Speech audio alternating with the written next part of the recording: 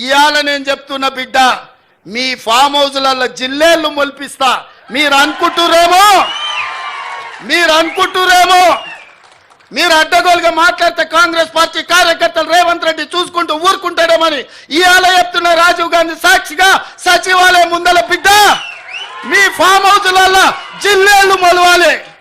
Form హౌస్లలో మీరు జీవిస్తున్నాం, మా ఫామ్ హౌస్లు మమ్మల్ని కాపాడుతాయేమని మీ ఫామ్ హౌస్లలో జిల్లేళ్ళు మొలిపించే వరకు కాంగ్రెస్ పార్టీ కార్యకర్తలు ఎవరు విశ్రమించబోరనే సంగతి నేను చెప్పదలుచుకున్నా.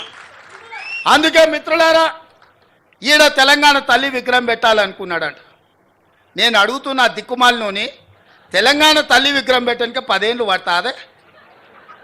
1000 ఎకరాలలో ఫామ్ హౌస్ కట్టుకున్నావు నువ్వు, 100 ఎకరాలలో వాడు జన్వాడల ఫామ్ హౌస్ కట్టుకున్నాడు, 10 ఎకరాలలో శత్రు దుర్భేదమైన ప్రగతి భవన్ పేరు మీద గడిని నిర్మించుకున్నావు. వాస్తు సక్కయలేదని నీ కొడుకు సంకనాకనికి పోతున్నాను సచివాలయం కట్టుకున్నావు.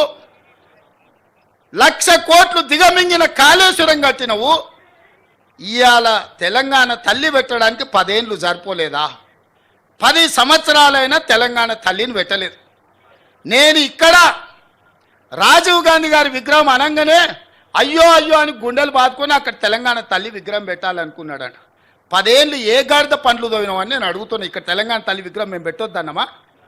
ఆ సన్నాసి సొంత విగ్రహం పెట్టుకుందామని ఇది రిజర్వ్ చేసి పెట్టుకున్నాడు. ఆ సన్నాసికి ఆ పక్కన బుద్ధుడు, ఈ పక్కన బుద్ధిలోనూ పెట్టుకోవాలని వాళ్ళ ఆలోచన. అట్లాంటి సన్నాసుల కోసం అమరవీరుల స్తూపం ఒక పక్కన, గౌతమ బుద్ధుడు ఇంకొక పక్కన, పివి నరసింహారావు గారు ఆ పక్కన, ఆ పక్కనే శ్రీమతి ఇందిరాగాంధీ గారు రాష్ట్రానికి పరిపాలన అందించే గుండెకాయ లాంటి ఇక్కడ దేశం కోసం ప్రాణాలు అర్పించిన రాజీవ్ గాంధీ గారి విగ్రహం సముచితం కాదా? మీరు ఒక్కసారి ఆలోచన చేయండి మిత్రులారా.